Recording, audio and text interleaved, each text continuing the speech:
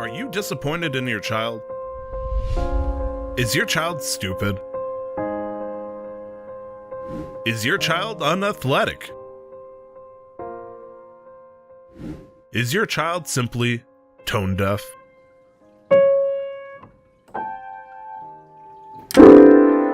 Introducing Obsessed with Success, the ultimate parenting competition where you can decide on how to raise your own child.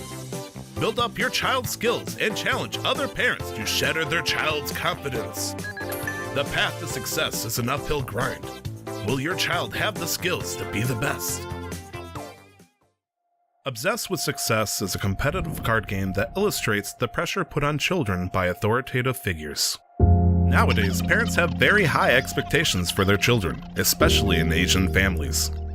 They all want their children to grow up and be successful within corporate environments and six-figure jobs. Therefore, schools have become a place where parents place intense pressure on their children and determine whether or not they will make them proud.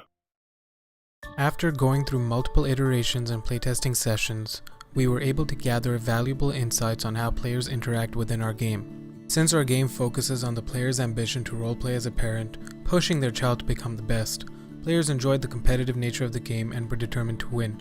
They were able to come up with strategies we had not even thought of, predict others' moves, steal their cards, all just to win the game.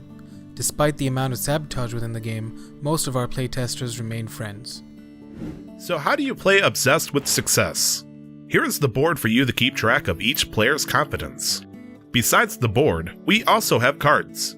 The game has 4 types of cards: skill, event, action, and encouragement cards.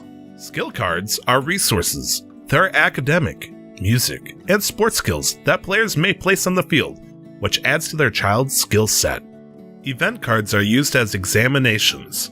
When an event card is placed, the player with the most skill points in that field wins, and the rest of the players lose the amount of confidence stated on the event card.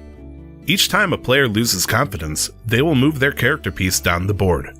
Throughout the gameplay, once a player's confidence reaches 0, he or she is eliminated. Action cards allow players to prevent other players' children from being the smartest. Some action cards include stealing skills, forcing others to lose skills, and swapping skills. Encouragement cards help players replenish their child's confidence. Let's begin. Each player is dealt 5 cards, and players randomly choose a person to start the game. Players also place their child piece on the board, starting at 7 confidence. During each player's turn, the player draws 1, 2, or 3 cards from the draw pile, depending on their child's confidence. Keep in mind that there are consequences if your child is overconfident, and reinforcements if your child is lacking confidence. Players can then make up to 3 moves. They can increase their child's confidence, collect skills for their child, launch a competitive event, or use actions to strengthen their child or weaken their opponent's children. After players use up all their moves, they must discard any cards into the discard pile. Players can only hold up to 7 cards.